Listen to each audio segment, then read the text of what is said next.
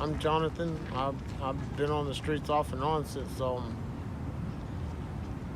since about 2007. I paroled here to Houston, and I started working in restaurants and stuff, and that's kind of an off and on business, and had child support. A lot of times I was short and everything else, and I got a warrant out for my child support when I had to go to another county up in North Texas and come back. I didn't have a place to stay. I didn't have anything but the clothes that were on my back when they arrested me.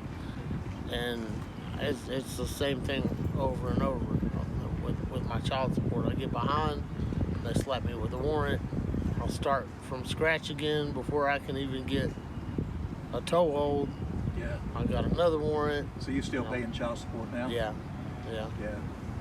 So are you getting some kind of unemployment or disability check? No, I've never gotten unemployment or disability. How do you I always work.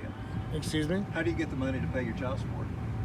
Well, that's why I keep ending up with warrants and keep ending up in jail because of child support. Because I mean, if I can't work, if I'm homeless, living in the street, and with no ID, and I mean, there's just nothing I can do. I can keep going back to jail, and that's it. Yeah.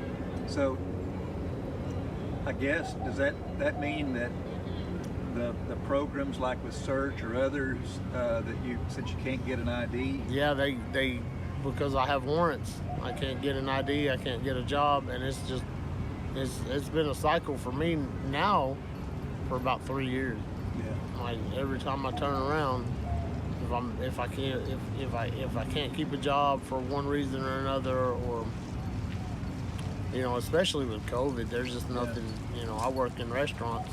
Yeah. About with my criminal record, that's about the best I can get right now. I'll tell you what, you talked about the restaurants. Without mentioning the name of any restaurants, would you talk about something general about the restaurant and then the kind of job you had? Most of the restaurants here in Houston, they hire a lot of people that are that really need the work, and most of the restaurants they're pretty good restaurants. Most of the ones I've worked at, took care of us until they couldn't take care of us, and they had to close the doors. Yeah. 3 of them in the last year and a half, they're not coming back. They're not going to open their leases, renew their leases. You were working there then when COVID hit? Yeah. Wow. That makes it tough. And just everybody started closing the doors, and all the restrictions, the guidelines, and 6 foot and limits to how many people you can have, and then you just you gotta let go of your staff, and when that goes all the way up to the owner's pocketbooks, and when the owners say, hey, we can't pay, we can't do this anymore, we're closing the doors, we're not going to renew our lease. We can barely renew the lease we have right now. Yeah. Pay for the lease that we've already signed, and that's it. How big of a problem have you said you've got a record? Mm-hmm. How big of a problem has that been trying to get work? Well, I mean, when it comes to the restaurant jobs and city jobs and stuff, my record is so old that it's not so much an issue anymore. It's just that with my record and the child support, nobody gives me any breaks. And I mean, the last time I was in any serious trouble with the law was 2003 or 2004. So I mean, I've paid and I've been off parole for 11 years. Wow. I paid my debt, but I'm still. It's just like I've been bouncing around ever since then. There was nothing for me when I got out, and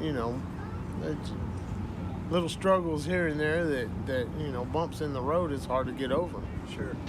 For people that are not familiar with homelessness, talk about what it's like for you living on the streets, especially problems you encounter. Or well, I mean, if you sleep on the sidewalk, you're sore all the time, and you never get any solid sleep. because you're always worried about somebody coming and taking the small, your sleeping bag or your, shoot, and getting hit in the head and just somebody just leaves you there.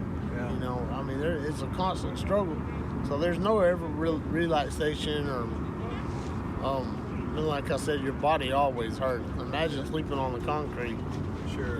Every night and tossing and turning, not being able to sleep. And it's not easy. It's having a job and a life and bills and responsibilities is a lot easier than living in the street, for sure. What do you do when it's cold? I mean, really cold. Well, when it froze last week, when it froze this past, it's been over a week, over a week now. I went to George R. Brown. So I went in there. They opened it up as a warming center. Yeah, So you went there. yeah. And we were there for 6 days, six nights. They let us sleep in there. If not for that, we'd probably all laid out there and froze. Of course, that was a really unusual cold spell. Yeah. But like last night, it was down to 45. Oh, I don't even notice that anymore. You know, It has to be under 40. There are a lot of services and people like you, that like they'll pass out like meals and sleeping bags and blankets and the things you need. So I've got a pretty good sleeping bag. I carry it with me everywhere I go. If I go to Walmart, I have to leave it in my cart sitting up in the front, put my backpack in a locker, and go through a whole bunch of stuff to go in and get a soda and apple pie. yeah. But I carry that sleeping bag with me everywhere I go because that's what I sleep in at night. Is What do you do when it's raining? Where do you go? To sleep? get underneath something. Okay. Yeah, the place I sleep at night is covered Is it? and it's lighted. It's lit and covered. So But it's still outside. it's still outside.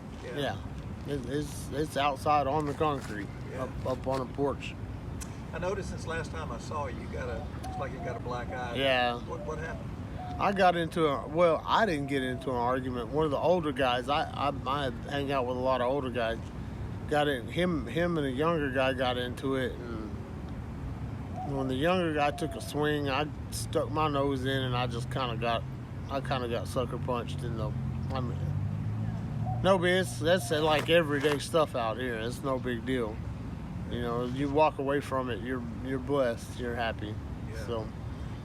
So, Jonathan, if there's one more thing that you wanted people to know about you, what would it be? I'm not a bad person just because I'm out here. That's it.